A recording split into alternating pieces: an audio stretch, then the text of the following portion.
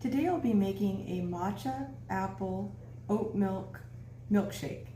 I haven't used the milkshake function on the creamy. I kind of felt like it was not a good idea because it's so easy to just blend up a smoothie or a milkshake, but I thought I would try it because maybe it makes it smoother and frothier and more delicious. So I'm going to start by taking 2 fresh apples. I'm going to peel them. You can use frozen or cooked or fresh apples. It doesn't really matter. I'm just using fresh because I have them on the tree right now. And I'm using this matcha powder and this oat milk. To start, I've peeled and chopped up about 1.5 apples, depending on the size of your apples. You might use 2, but my apples were pretty big. I'm going to add a little bit of oat milk, and then I'm going to blend this in my bullet. You can use any blender. You probably don't want to use the Ninja Creamy because I haven't found it to be a very good blender. I'm just going to add a little bit to start. The Creamy is really not intended to blend. I've tried to blend a few things, but generally I like to use my bullet or a different blender for blending things up. Now that this is all blended, I'm going to add my matcha. I'm just going to add a little bit because a little bit goes a long way. So I'm going to add 1 heaping teaspoon.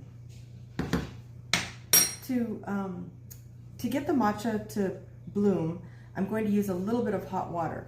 This is the tricky part because I don't want to use too much water because that'll make my smoothie or whatever milkshake icy, and I don't want that. But I want it to bloom so it just gets a nice flavor and it takes the bitterness off. So I'm just going to add a little bit. I'd say that's probably a couple tablespoons, not very much. And I'm just going to gently stir this so that the matcha powder dissolves in the hot water. That's the goal, for it to dissolve evenly so that there's no chunks of matcha. We definitely don't want any of that strong bitter flavor to be in a chunk. So after I stir that, I'm not going to taste it yet. I'm going to add a few seasonings. I'm going to add a little bit of Tahitian vanilla. You can add any kind of vanilla you'd like. I'd say just a teaspoon or 2. A tiny bit of salt. I'm just going to sprinkle it a little bit. I find it helps the flavors come out in all of my ice creams. A little bit of Splenda. So for Splenda, I've poured out a cup here. You can use regular sugar or monk fruit sweetener or any kind of sweetener. I found that the monk fruit does better when it's cooked thoroughly. Of course, I've got hot water in here, so that might cook it anyway. But I'm using Splenda today, so it really doesn't matter. I'm going to start with about 1/2 cup and taste, because depending on how sweet these apples are, I might not need that much sugar. It's about half. And a little bit more oat milk. I'm going to fill it to the top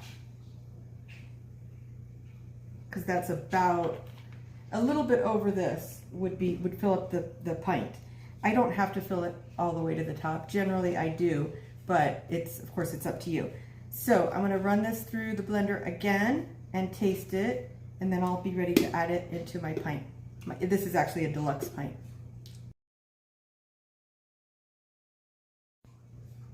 I tasted this, and to be honest, it tastes a little bit bland. The matcha is kind of overpowering. I didn't taste much of the apple, so I added the other half of the apple, so basically that's 2 full apples. And I blended them up. I added a little bit more sugar, so I added basically a whole cup of sweetener. It still tastes a little bland, so I'm going to try to add 2 of these medjool dates.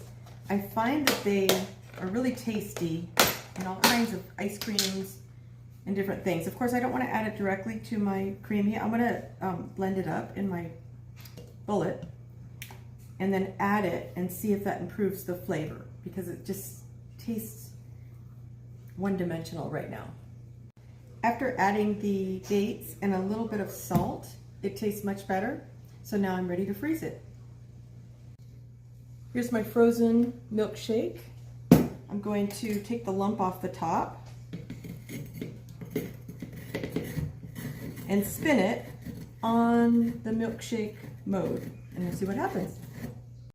I spun this on milkshake and it was still pretty frosty, so I did a respin, and it has the consistency just like ice cream. It does not look like a milkshake. Now when I taste it, it's creamy and delicious, but it's not a milkshake. So I'm going to try to respin it one more time to see if it turns into a milkshake, and I try to figure out this setting because it doesn't seem to be different than ice cream. All right, after respinning this one more time, let's see what we've got. It is still ice cream texture. So I'm just gonna kind of mash it around a little bit. It's very creamy and smooth. There's no ice crystals in it, and the flavor is delicious. I would say the color is fine. I was expecting it to be green because of the matcha, but because I added the dates, it's more of a brown color, like a tan, like a coffee ice cream. So the taste is really good, actually. The apple and the matcha mix really well together. It's different than I expected because of the dates. It has a like a luscious flavor, and I was expecting it to be more of a fresh, light flavor. So if I wanted to make a milkshake, maybe I just need to add more milk, or in this case, more oat milk. So I'll try that next time. So I'd say this is a success, but it wasn't what I intended it to be.